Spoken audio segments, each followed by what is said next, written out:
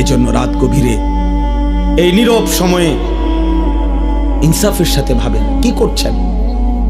30 বছর ধরে যারা সুদ খান, এই সুদখোর হারামখোর, আপনি কি করছেন? বছরের পর বছর যারা কিস্তি নেন, কিস্তিখোর হারামখোর, কি করছেন? মরতেন না? কবরে যাবেন না? তোমরা যারা এক ওয়াক্ত নামাজ পড়ো নাই বাবা, এই আব্বা, আজকের সারা দিন যারা এক ওয়াক্ত নামাজ পড়লা না, আবার রাত ভর যারা নারী ছবি উলঙ্গ দৃশ্য দেখো, তো প্রতিবার নর্তকী দেখলে, হারাম ছবি দেখলে বীর্যপাত হয়, শরীর নাফাক হয়। আর আল্লাহর নবী বলছে চোখ দিয়া হারাম ছবি দেখলেও জিনা, দিল দিয়া ভাবলেও জিনা, আর নিজের হাত লজ্জাস্থানে ব্যবহার করে নাপাক নষ্ট করলে তাও জিনা। আর আল্লাহর নবী বলছে এই জিনাকার, এই ব্যভিচারী, মালউন, অভিশপ্ত। নবীজি বলছে যে জিনা করে সে মুমিন থাকে না। লা ইয়াজনি জানি হিনা ইয়াজনি ওয়া হুয়া মুমিন। সারাদিনে এক ওয়াক্ত নামাজও পড়লা না, রাতভর ছবি নারী অস্থি দৃশ্য দেখে শরীর নাপাক করে এই যে শুয়ে রইলা, যদি আর ঘুম না ভাঙে, এই রাত যদি আর ভোর না হয়, হ্যাঁ, তো তোমার মৃত্যু কিসের উপরে হইল? তো তোমার আখিরাত কি হবে?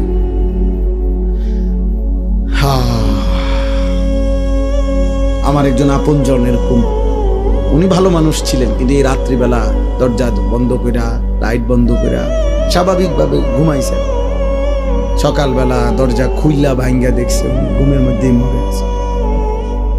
দুনিয়াবি পরিচিতি, সুখ্যাতি, জনপ্রিয়তা, পদ পদবি, এগুলো দুনিয়াবি ধোঁকা। এগুলো দুনিয়া যাদের দরকার, ক্ষমতা যাদের দরকার, দুনিয়ায় যারা মাতবরি করতে চায় তাদের লাগবে। আখিরাতের জন্য এগুলার 2 পয়সারও কোনো মূল্য নেই। বরং আখিরাতে ঈমান, আমল, সেজদা, তাকওয়া, গুনাহমুক্ত জীবন, এটারই দাম, এটারই দাম। ইয়াউমা লা ইয়ানফাউ মালুন ওয়ালা বানুন। আল্লাহ তাআলা কোরআনে বলছেন সেদিন আখিরাতে কোনো মাল কোনো উপকারে আসবে না, সন্তানাদিও কোনো উপকারে আসবে না। ইল্লা মান আতাল্লাহা বিকলবিন সালিম। গুনাহমুক্ত, শিরিক মুক্ত, এক পবিত্র আত্মা নিয়ে, ঈমান আমলে ভরা, আল্লাহ তাআলার মহব্বত মারেফাতে ভরা এক দিল নিয়ে যে আসবে, সেই কেবল সেদিন উপকার হবে। কোরআনুল কারীমে আল্লাহ বলছেন ফাইযা নুফিখা ফিস সূর ফালা আনসাবা বাইনাহুম ইয়াওমাইদিন ওয়ালা ইয়াতাসাআলুন। আল্লাহ বলেন ইসরাফিল যখন ফু দিবে আর হাসরের মাঠ কায়েম হবে, সেদিন কোনো মানুষ কাউকে একজন আরেকজন বন্ধুত্বের, বংশের, আত্মীয়তার কোনো পরিচয় দিবে না। ওয়ালা ইয়াতাসাআলুন, কেউ কাউকে ভালো মন্দ কিছু জিজ্ঞেস করবে না। কসম খোদার বাপ, এটা কোরআনের আয়াত।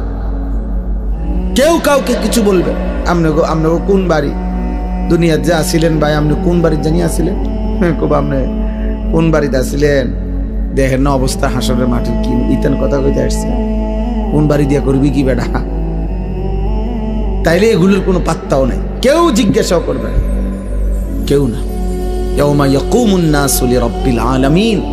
প্রতিটা মানুষ মহান আল্লাহ পাকের সামনে দাঁড়িয়ে থাকবে।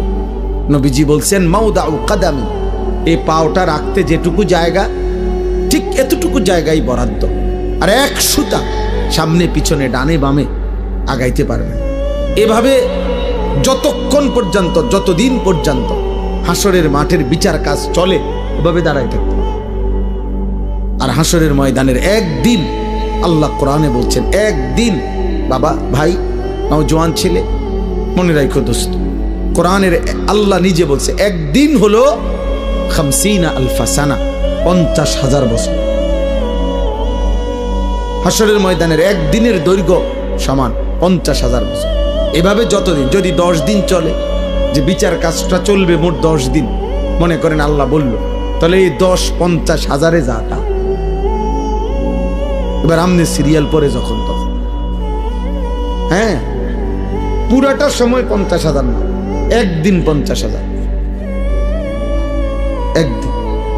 ফাকাইফা তাত্তাকুনা ইন কাফারতুম ইয়াওমান ইয়াজআলুল বিলদানা শিবা। কোরআন শরীফে আল্লাহ বলছে, বান্দা তুমি এই যে নাফরমানি করছো, প্রতিনিয়ত চুরি ডাকাতি, জিনা, ব্যভিচার, মদ, জুয়া, সুদ, ঘুষ, আহা এক ওয়াক্ত নামাজ পড়ছো না বান্দা, সারা দিন চলে যায় 5 ওয়াক্ত নামাজ, একটা সিজদাও দাও না, 365 দিনের এক বছরে কোনো দিন ফজরের নামাজ জানো না মুসলমান, কখন ওয়াক্ত হয়, কখন সূর্য ওঠে, কখন সুবহে সাদিক হয়। আল্লাহ বলেন, এই যে নাফরমানি করছো বান্দা, কুফর করছো, শিরিক করছো তোমরা, আমার সেই হাসরের দিন কেমনে বাঁচবা, যেদিন একদিনে, আল্লাহ বলছে কোলের বাচ্চা একদিনের কষ্টে, যন্ত্রণায়, পেরেশানিতে বুড়া হয়ে যাবে। খোদার কসম, কোরআন শরীফের আয়াত। ইয়াউমান ইয়াজআলুল বিলদানা শিবা, একটা ছোট্ট মাসুম বাচ্চা সেদিন একদিনেই বুড়া হয়ে যাবে। আমার কাছে কিতাব আছে, মৌত কে পুর আসরার ওয়াকিআত, উর্দু কিতাবে মোটা, আমি পড়ছি। সেখানে ঈসা আলাইহিস সালাম আল্লাহর হুকুমে তিনি মানুষকে কবর থেকে তুলতে পারতেন, এটা ওনার একটা মুজিজা ছিল। তো ঈসা আলাইহিস সালাম একদিন নূহ আলাইহিস সালামের একজন বংশধর ওনাকে কবর থেকে উঠাইছিলেন। উঠাইয়া দেখছেন, তো ওনাকে জিজ্ঞেস করছেন, আপনি পৃথিবীতে কতক্ষণ ছিলেন? হচ্ছে 450 বছর। তো বলছে, আপনার চুল দাড়ি সাদা হয়েছে কখন?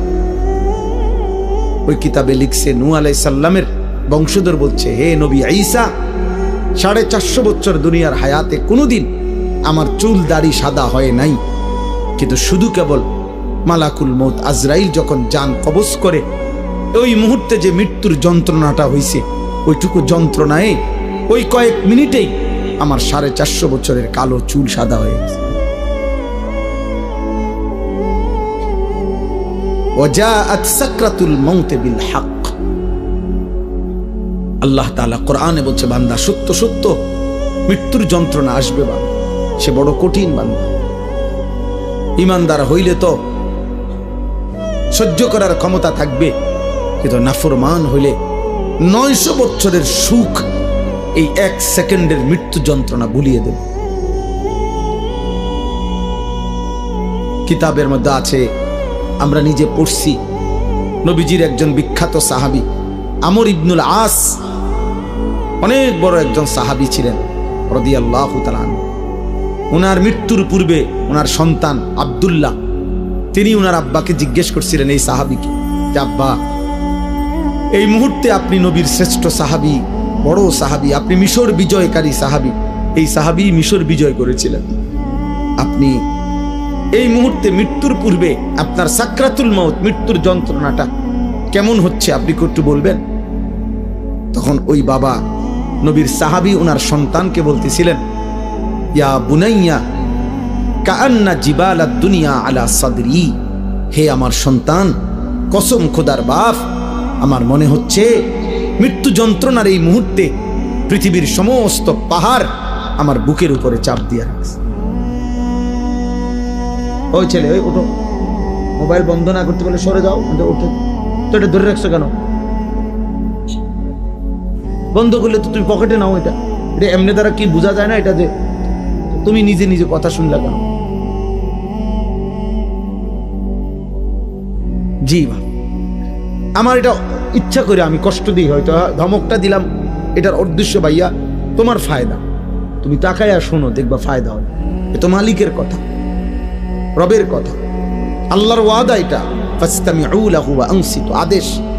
আল্লাহ বলছে, আমার বান্দা আমার কথা মনোযোগ দিয়ে শোনো, চুপ থাকো, লাআল্লাকুম তুরহামুন, আমি আল্লাহ ওয়াদা দিলাম তৎক্ষণাৎ তোমার উপরে রহমত বর্ষিত হবে। কসম খোদার, এটা কোরআন শরীফের আয়াত। আল্লাহ বলছে, আমার কথা যখনই বলা হয় তুমি চুপ থাকবা, মনোযোগ দিয়ে শুনবা, তোমার উপরে রহমত বর্ষিত হবে। রহমত বর্ষিত হবে মানে আল্লাহ তোমাকে আমলের তৌফিক দিবে, আল্লাহর কথা মানার যোগ্যতা দিবে। আগে দেখবেন আপনাদের আমলে, মুরব্বীদের আমলে, আগে যখন ওয়াজ করতো হুজুররা, মুরব্বী হুজুররা আমাদের, ওনারা বলতো কথা, বয়ান কুদ্দুর পরে কইতো, গভীর মনোযোগ কইতো না, কথা দিলের কান দিয়া শোনেন, আগে এটা বলতো, মানে মনোযোগ দিয়া শোনেন, আল্লাহর কথা দোস্ত, একদিনে সবাই বদলাবে না। একদিনে কেউ জুনায়েদ বাগদাদি হয় না, একদিনে কেউ বাইজিদ বুস্তামি হবে না। উনি নিজেও একদিনে হয় নাই। বাইজিদ বুস্তামি একদিনে বাইজিদ বুস্তামি হয়ে গেছে। আব্দুল কাদের জিলানী একদিনেই এত বড় আউলিয়া হয়ে গেছে। তাইলে ওনারাও মেহনত করছে, ওনারাও রাতের পর রাত, দিনের পর দিন আল্লাহকে ডাকছে, কানছে, চোখের পানি ফেলছে।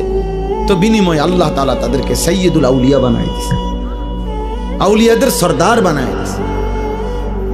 এজন্য আল্লাহর কথা দিল দিয়া শুনবে।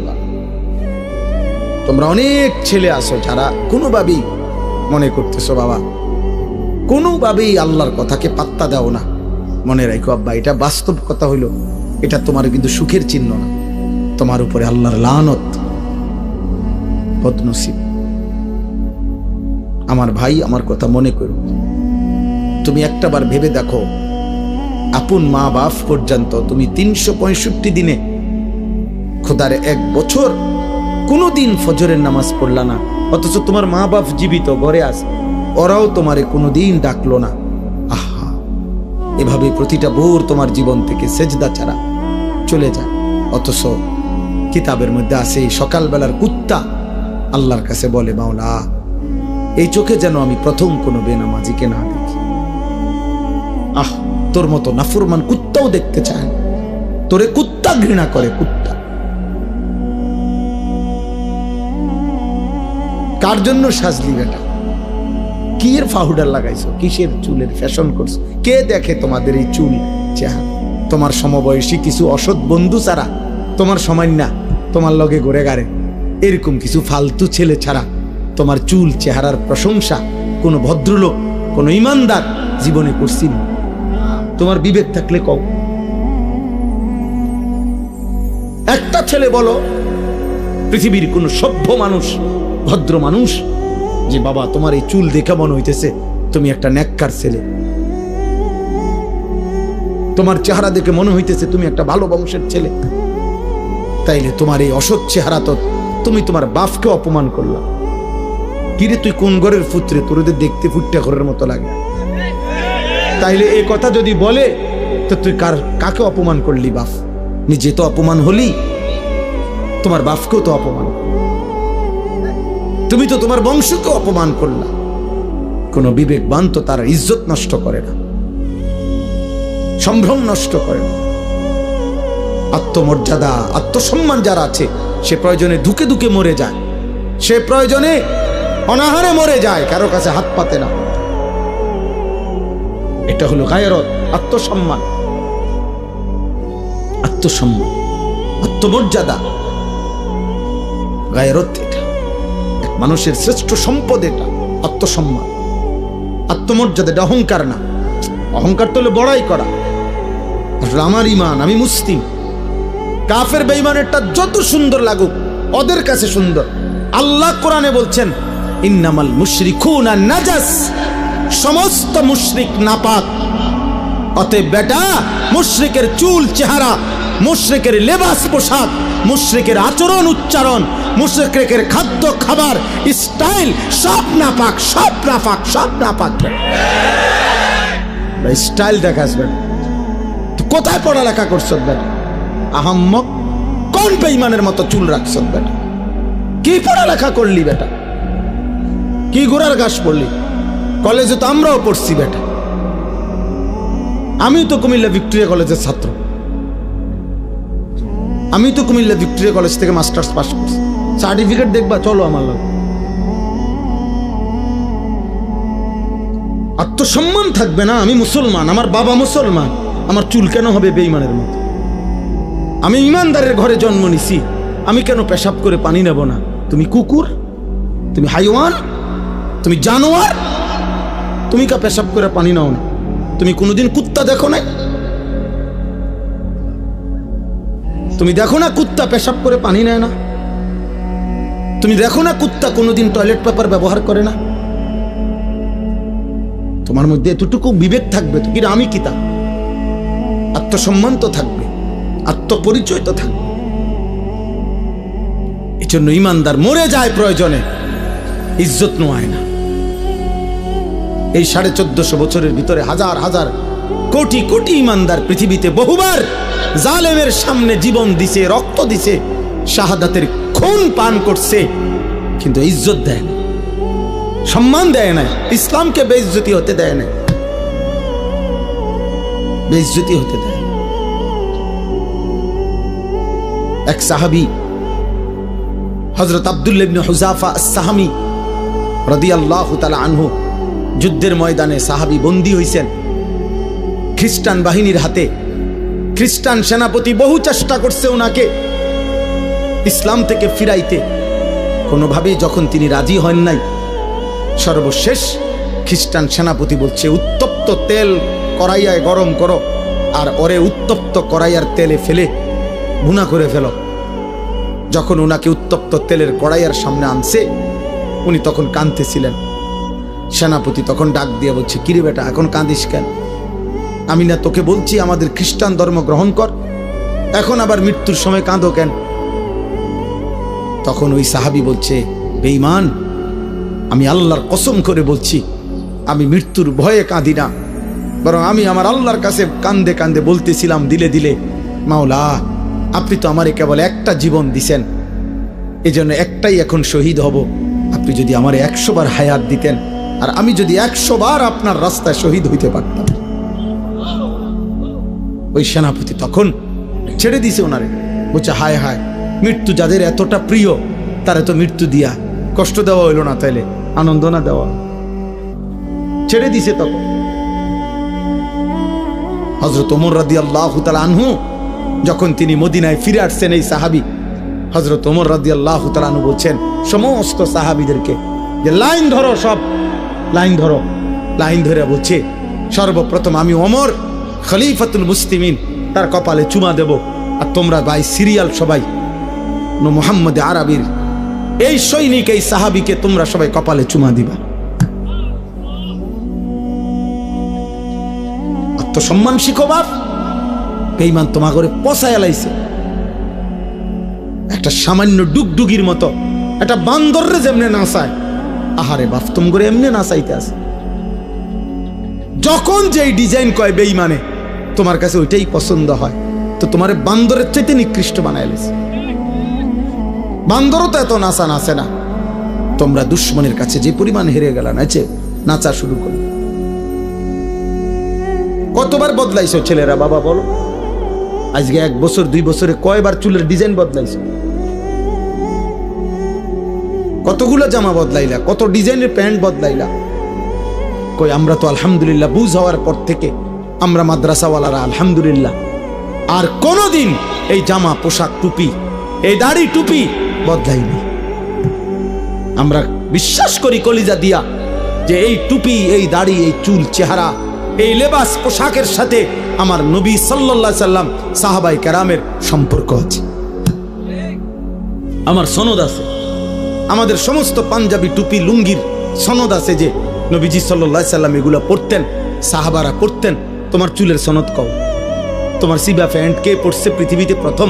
তুমি কও, হ্যাঁ কও, তুমি কও না আব্বা। বলে আমার এই ডিজাইনের চুল সর্বপ্রথম পৃথিবীতে যিনি রাখছেন তিনি হলেন এমন বড় দার্শনিক পণ্ডিত, এত বড় মহামানব যে যিনি আটলান্টিক মহাসাগর জায়গার থেকে সরাই লেছে। কথা কও, একটা গুণ বলো বেটা, অপদার্থ কোথাকার। জন্মেরও তো ঠিক নাই ওইগুলার। যাদের চুল কাটিং নিছো তাদের অসংখ্য ব্যক্তিত্ব জন্মেরও ঠিক নাই, বংশেরও তো ঠিক নাই, কোন জাত ফাতা তো নাই বেটা। এত কাপুরুষ হলি কেন বেটা? তোমাদের কারণে হেরে গেলাম আমরা বেটা। মুসলমানের কিশোর নওজোয়ান, মুসলমানের যুবক, তোমাদের কারণে হেরে যাচ্ছি আমরা। নাইতো ইহুদি ইসরায়েলের কুত্তারা 1 কোটি না বেটা, 1 কোটিও না, 1 কোটির চাইতে কম ইসরায়েলের বেঈমানরা। গোটা ইসরায়েলের জনগোষ্ঠী 1 কোটি নয়, 92 থেকে 97 লাখ মাত্র, মাত্র 1 কোটি না, 1 কোটি বেঈমান।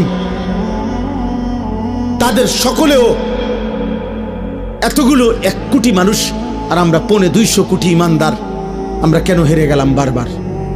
আমাদের পূর্বপুরুষরা তো আমাদেরকে লজ্জা দিবে। ওই বাবা, আমাদের যেই 14 বছরের সাহাবী যুদ্ধের ময়দানে শহীদ হয়েছিলেন, 15 বছরের সাহাবী শহীদ হয়েছিলেন, ওরা তো হাসরের দিন তোমাকে লজ্জা দিবে, বলবে হে নওজোয়ান, আমি তো এই বয়সে আল্লাহর জন্য জান দিছিলাম, তুমি কেমনে নারীর পিছনে জীবন শেষ করে দিলে? কি মনে হয় সেই বদরের যুদ্ধের ওই 2 কিশোর মুআজ এবং মুআওয়িজ, যে 2 কিশোর আবু জেহেলকে হত্যা করছে, ও তোমার সামনে দাঁড়াইয়া বলবে না যে আমি তো মাত্র 15 বছর বয়সে নবীর শ্রেষ্ঠ দুশ্মন আবু জেহেলকে হত্যা করেছিলাম, তুই কি করলি মুসলমান, তুমি কি করলা? বলো না আব্বা তোমরা কি করছো? তোমাদের বাপ কিছু বলে না, ঠিক আছে বুঝলাম, কিন্তু তোমার আল্লাহ কিছু বলবে না? আজ হয়তো তোমার মা কিছু পারতেছে না, তোমার চুল দেখা, চেহারা দেখা, তোমার বিকট চেহারা দেখা, অসভ্য বন্ধুদের আড্ডায় তুমি এমন গাদ্দার, তোমার মা তোমারে ভয় পায়।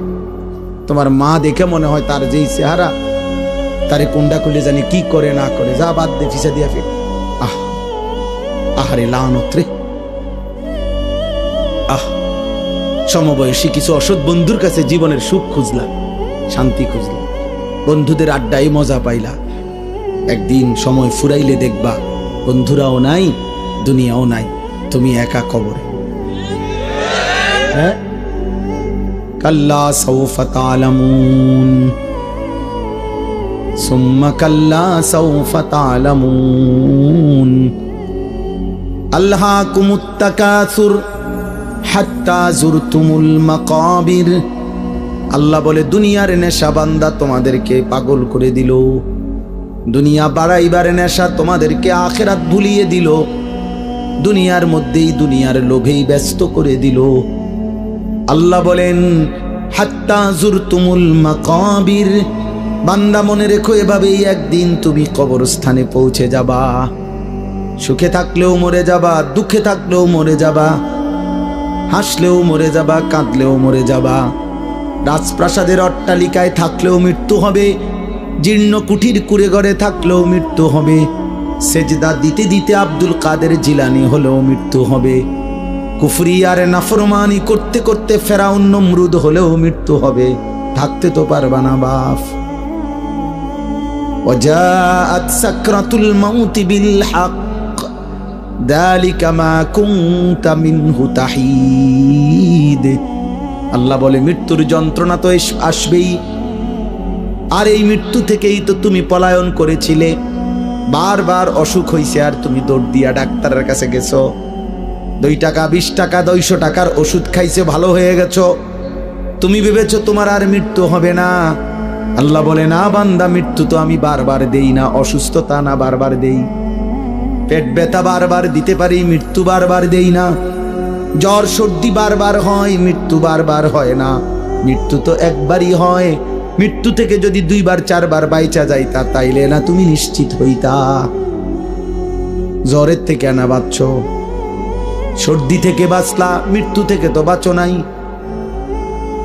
তাইলে তুমি অহংকার করছো কেন? মৃত্যু তো একবারই আসবে, একবারেই নিয়ে যাবে।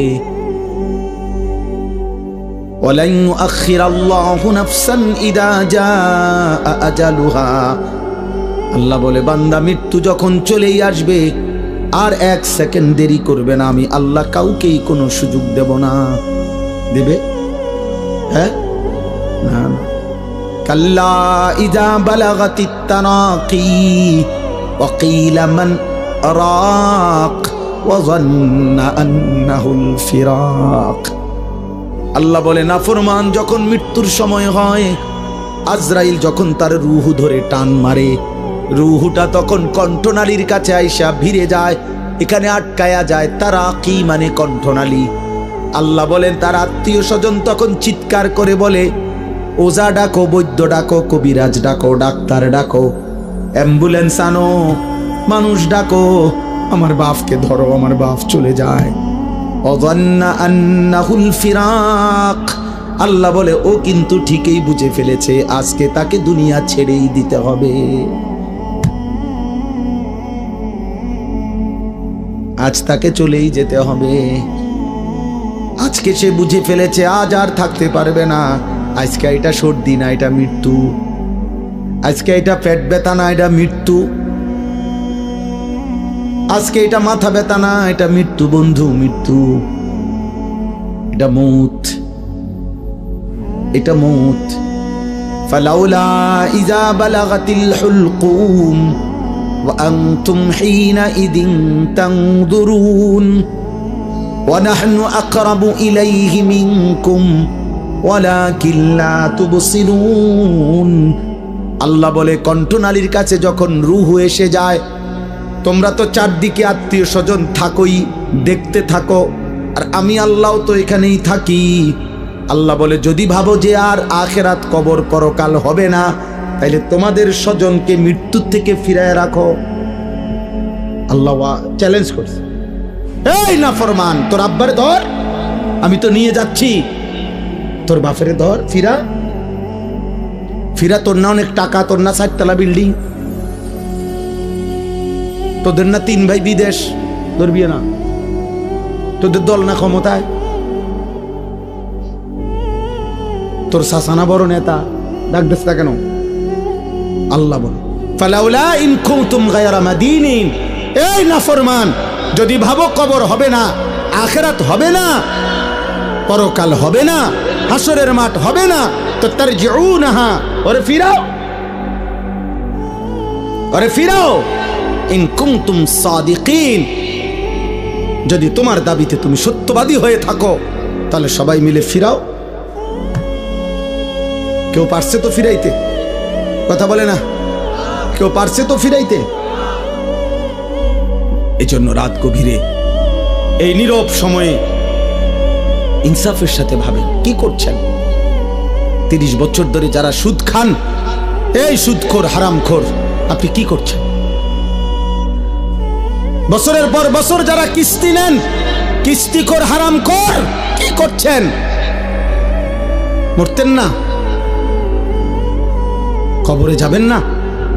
তোমরা যারা 1 ওয়াক্ত নামাজ পড়ো নাই বাবা, এই আব্বা, আজকে সারা দিন যারা 1 ওয়াক্ত নামাজ পড়লা না, আবার রাত ভর যারা নারী ছবি উলঙ্গ দৃশ্য দেখো, তো প্রতিবার নর্তকী দেখলে, হারাম ছবি দেখলে বীর্যপাত হয়, শরীর নাফাক হয়। আর আল্লাহর নবী বলছে, চোখ দিয়া হারাম ছবি দেখলেও জিনা, দিল দিয়া ভাবলেও জিনা, আর নিজের হাত লজ্জাস্থানে ব্যবহার করে নাপাক নষ্ট করলে তাও জিনা। আর আল্লাহর নবী বলছে, এই জিনাকার, এই ব্যভিচারী, মালউন, অভিশপ্ত। নবীজি বলছে যে জিনা করে সে মুমিন থাকে না। লা ইয়াজনি জানি হিনা ইয়াজনি ওয়া হুয়া মুমিন। সারাদিনে 1 ওয়াক্ত নামাজও পড়লা না, রাতভর ছবি নারী অস্থি দৃশ্য দেখে শরীর নাপাক করে এই যে শুয়ে রইলা, যদি আর ঘুম না ভাঙে,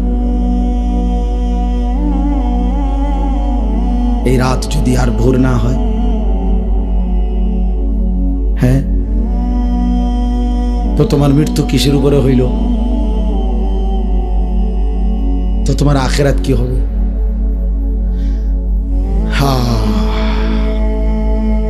আমার একজন আপনজন এরকম, উনি ভালো মানুষ ছিলেন, কিন্তু এই রাত্রিবেলা দরজা বন্ধ কইরা, লাইট বন্ধ কইরা স্বাভাবিকভাবে ঘুমাইছেন।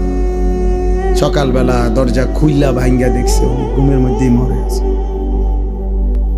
এমনি ছাড়াও কোনোদিন কোনো দুশ্মনের আঘাতে, মিজাইলে, এরকম কত ফিলিস্তিনি বাচ্চা, কত গাজার বাচ্চা, গাজার মা, গাজার বোন, কত ইমানদার ঘুমের মধ্যে বোমার আঘাতে, মিজাইলের আঘাতে উড়ে যায় না?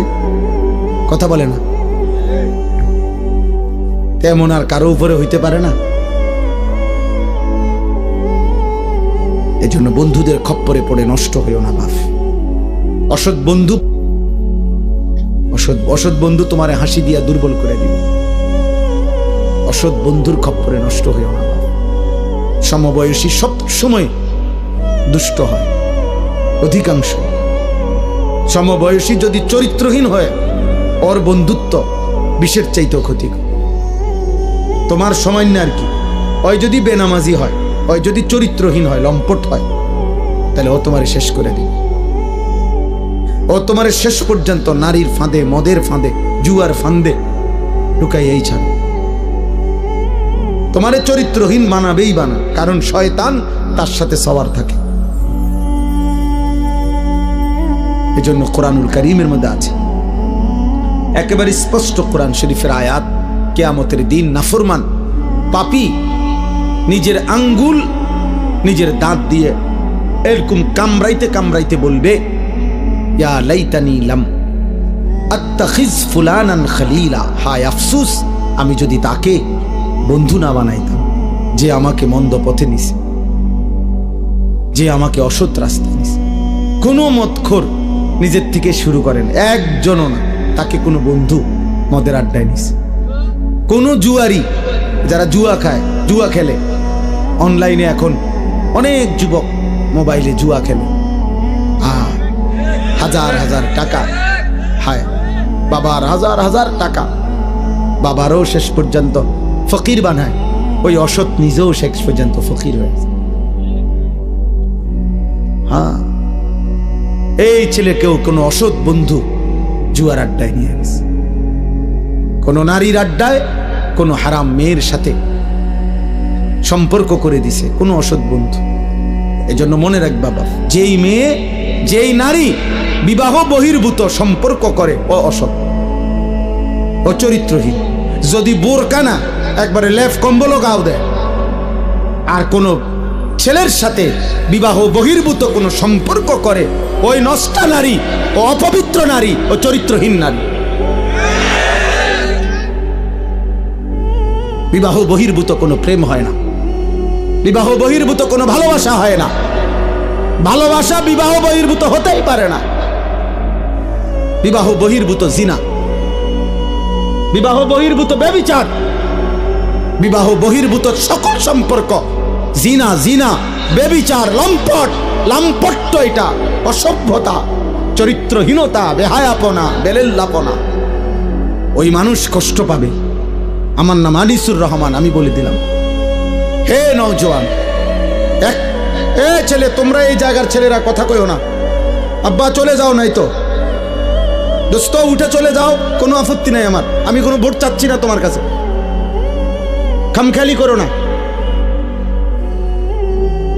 তোমার মতো দুই চারজন ফালতু না বসলে কিচ্ছু হবে না, সাবধান। আমি খামখেয়ালি পছন্দ করি না, আমি কোনো ভোট চাইতে আসি নাই। শ্রোতা আমি কখনোই গুনি না যে মানুষ কয়জন, সংখ্যা গুনার কোনো দরকার নাই আমার। এই জন্য দয়া করে আমি অনুরোধ করছি, প্রত্যেকটা ছেলে, একটা ছেলেই মনে করো, বাপ তুমি ফিরে আসো, তুমি কোন হারাম নারীর খপ্পরে পড়ো না, ও তোমারে শেষ করে দিবে, ও তোমার শেষ করে দিবে। এই পৃথিবীতে কখনোই কখনোই এই পৃথিবীতে হারাম সম্পর্কের পরে বিবাহিত সম্পর্ক সুখের হয় না, পৃথিবীর ইতিহাসে নাই। নয়তো সুন্দরী রূপসী, পরমা সুন্দরী রূপসী নর্তকী নায়িকা, তার কেন 10 বার বিয়ে হয়? বেটির সমস্যা কি তা? হ্যাঁ, বেটির সমস্যাটা কি? এ বুড়িকা বছরের এই মাথায় বিয়ে করে? হ্যাঁ বলো না ভাই, বেটির সমস্যা কি? বুঝা গেল ঠিক ঠকায়।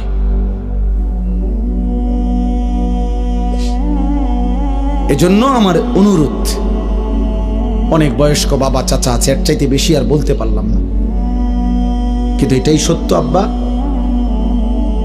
নারী পুরুষের হালাল চাহিদা আল্লাহ তাআলার দান। এই নিয়ামত যদি না থাকতো, নারী পুরুষের স্বাভাবিক হালাল চাহিদা, তো মানব প্রজন্ম তো আসতো না। আমিও তো, তুমিও তো এক পবিত্র মা বাবার ভালোবাসার ফসল। আমার মা বাবার পবিত্র ভালোবাসা না থাকলে আমি হইতাম কেমন? তোমার মা বাবার পবিত্র ভালোবাসা না থাকলে তুমি হইতা কেমন? কাজেই নারী পুরুষের, স্বামী স্ত্রীর পবিত্র এই হালাল চাহিদা, এ তো ঠিক আছে, আর সেটা তো হালাল ভাবে পূরণের ব্যবস্থা আল্লাহ যেহেতু আদম হাওয়া থেকে শুরু করে এই পর্যন্ত করছেন, তোমার বেলায়ও হবে, অপেক্ষা করলেই হলো। এর জন্য নষ্ট হয়ে যাওয়ার কি আছে? একজন মানুষ কতজন নারী দরকার? তোমরা এক একটা ছেলে দিবানিশি যে সমস্ত নারী দেখো ছবি, কয়জন তোমার দরকার? আর তুমি যা দেখো নারী ছবি, তো তোমার কল্পনায় যা আসে সেটা কি কি চাচ্ছ? অশ্লীল ছবি দেখে, বেহায়া নারী, রাস্তার বেপর্দা নারী দেখে তুমি কি চাও? তার থেকে চাচ্ছটা কি? জিনা। সুযোগ চাচ্ছ যদি বেবিচারের সুযোগ পাইতা, জিনার সুযোগ পাইতা যদি, তো ঠিক আছে, জেনা হলো, এরপরে যদি সন্তান হয় তো ওর পরিচয় কি হবে? এরপরে যদি পৃথিবীর অন্য কোনো কাজ করো তো হৃদয়ের মধ্যে বিবেকের দংশন থাকবে না, আমি কি অপরাধ করলাম? হ্যাঁ, এ কথা কি আর মনে পড়বে না কখনো? মানুষের কর্ম না সরে যায়, স্মৃতি তো সরায় না। বুঝেন নাই কথা? হাত পা অঙ্গ প্রত্যঙ্গের কোনো না কোনো কর্ম এটা শেষ হয়ে যায়, কিন্তু এই যে হৃদয়ে যে স্মৃতি জমে এটা সরে না। এটা সরে? মানুষ চোখে যা দেখে তার হৃদয়ে জমা হয়, সারা অঙ্গ যাই করে হৃদয়ে জমা থাকে। এই জন্য মনে করেন তো একজন, আমি যেমন আজ থেকে ৩৫ বছর আগে প্রাইমারি স্কুলে পড়ছি, তো আমার প্রাইমারি স্কুলের বন্ধুদের অনেকের নাম আমার এখনো মনে আছে। এখন যদি নামটা মনে করি তাদের পুরা চেহারা ভেসে ওঠে। অথচ আমি আজ ৩৫ বছরে তা করে আর কি করি নাই, তো হৃদয়ের স্মৃতি তো সরে না। তো তুমি এই হারাম সম্পর্কের কথা, চরিত্রহীনতার কথা কেমনে ভুলবা? তো এটা তো তোমাকে ধুকে ধুকে নষ্ট করে দিবে। অতএব ফিরতে হবে, ফিরতে হবে, চেষ্টা করতে হবে বাপ, নিজের হেফাজত করতে হবে।